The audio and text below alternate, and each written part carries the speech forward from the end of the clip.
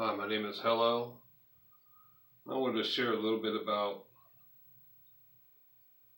things that's going on right now inside my mind. I feel it's important to be kind of specific, a little more specific with how things work within in the ranks of the angels. So in Scripture, it talks about my Lord and your Master and stuff like that. And so I can only speak from my experience with military-like operations um, in the Lord's Army. Like I said, I'm just going to call it the Lord's Army because it's just a generic thing, generic way to kind of mush everything into one. I don't mean to say generic as in to shoot it down any, but that's just for the people. It's the Lord's Army. So all I can tell you is how I'm gonna be honest and upfront. It doesn't matter what people think about me. Like I'm past that. I don't let. I try not to get distracted, which can't happen to anybody. But so if I was to say I heard from the Lord, I would say that when I hear from the Lord, I hear from Gabriel, Archangel Gabriel. And archangels work with angels and humans and God, where angels usually don't work with God a whole lot, but with archangels and humans. And when it's almost like a good way to think about it is like Tiger Woods, he likes to hang out with Dustin Johnson and them guys because they have a lot in common. And that's how it would be with like the archangels would like to hang out with other archangels and other angels. And angels, which are human-like, very human-like, they like to hang out with humans and archangels. To where a seraph doesn't mind the archangel so much, even though they get on his nerves sometimes.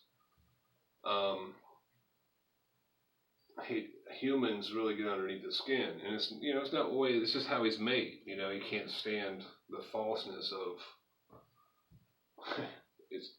He can't pretend not to see through all this shit, and then he still has to stay humble enough not to act out in anger.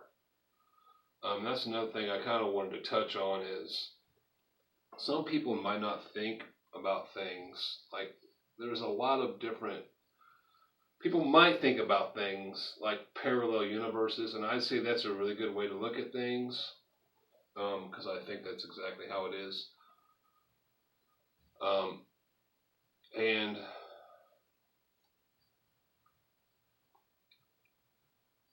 getting back to my mission, like missions,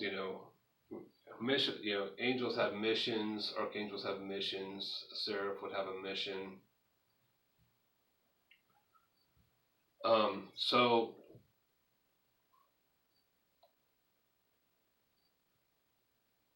I'm just trying to make sense of some things, or so for me, like if I say I heard from the Lord, I would say I heard from Gabriel. But the thing is Michael is king right now, so Michael is truly God right now, which is hard. I don't know how easy or hard that is for somebody that doesn't know or believe what I'm saying, or doesn't know how to have faith in anything that I say. But I'm just letting you know how it is with me. I know for 100% fact the Archangel Michael is the king right now. And how that works is it's almost like I have the plans, I'm going to give them to you, and then I'm going to go do what I got to do. You have the plans, Michael. And therefore, when things start happening, the plan is to wake me up and then move from there. So when I say my Lord, I would say Gabriel is my Lord. But Gabriel has told me that I'm his Lord and his Savior. That's the only thing I can say for me. And angels, are real for me. It's not a story in a book. And I will say that Jesus, to me is a story in a book, because Jesus has never done anything for me or saved me from anything. I believe that people can get tricked into believing a lot of that stuff. But I can say that, I would like to give thanks to the angels who have participated and invested in my life and even saved my life a few times, more than a few. And, that's my experience, but for me, Michael is my best friend. I love Michael more than I love pretty much anything or anybody. And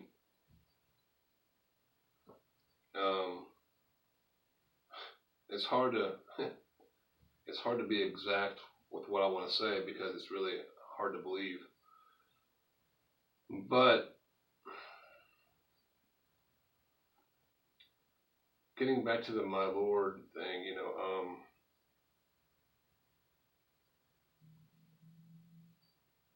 I've heard, okay, so Eliah, when he was talking to the Lord, he was saying the Lord, he was hearing from the Lord, and the Lord was telling him what to do, right? So the Lord was telling him what to do, so he went and did it, and then like the Lord, there was an earthquake, the Lord wasn't in the earthquake. There was, a tornado, there was, all these great, the wind blew the mountain apart, there was all these great, fantastic, crazy things going on that was just, that nobody could ignore. And then the voice of the Lord was a whisper. And that's, for me, that's Yah. Whoa. I ain't gonna say what I seen, but that was cool. So for me, that was Yah. And I've heard from Yah whispering in my ear twice. One time I was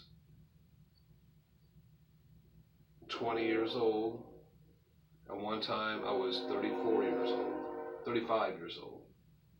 So one time when I was 20, I heard a whisper, and the whisper said, if you change, you won't regret it. It was a whisper. No doubt about it, I heard it. I can't remember which ear it was in, or if it was both. I just remember that I heard the whisper, and it said, if you change, you won't regret it. And when I was 35, it was said, there is no sin. And I believe that was him saying there is no sin on the other side. I didn't know, it took me a while to think about what that meant. I pondered it over the years, but now I'm starting to understand because of the circumstances. And my grandpa's right here that I never met, and that's where I was at when I heard the voice. I was at my grandpa's grave on Christmas Eve 2011, and that was the second time that I ever heard from the Lord, a whisper in my ear, and it said, there is no sin. So like I said, I'm guessing that's what he meant. I'm guessing that's what he meant, there is no sin here. And I've had, things happen for me to believe that that's probably what he meant.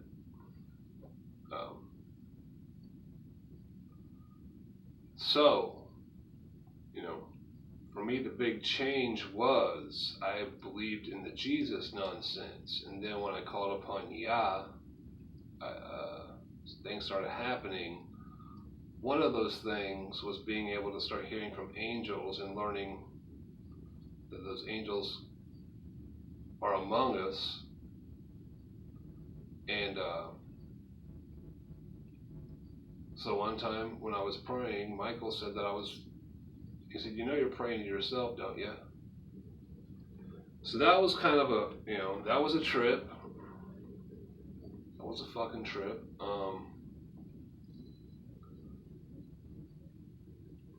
But the thing is the Yahweh of life, that's the thing that I'm trying to express to you. And the Yahweh of life is we're all equal. Regardless of the title, Most High God, I give the title to Michael. Michael, you're the Most High God, dude. You deserve it just as much as I do. You're an archangel. You work with angels. You work with humans. I don't even work with humans at all. I don't even like to work with humans, and you do all that shit, man. Here you go. You deserve it.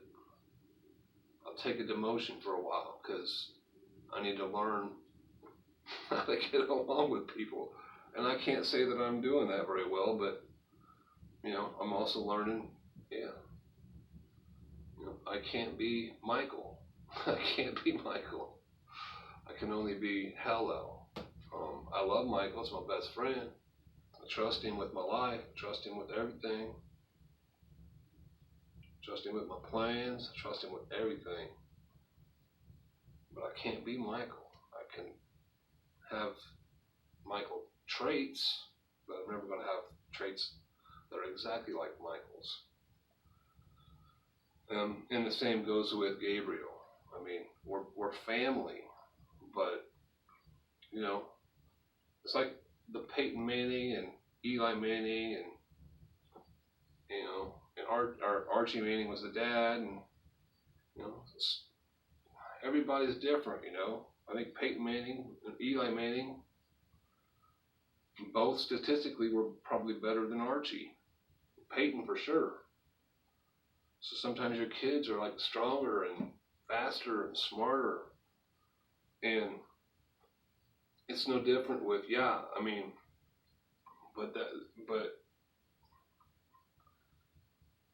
but it's equal. It's all equality, and that's what happened was that is what happened, and is what is happening with this world is the ones that didn't want to serve. Instead, they wanted to govern instead of serve, and that's the problem with humanity right now.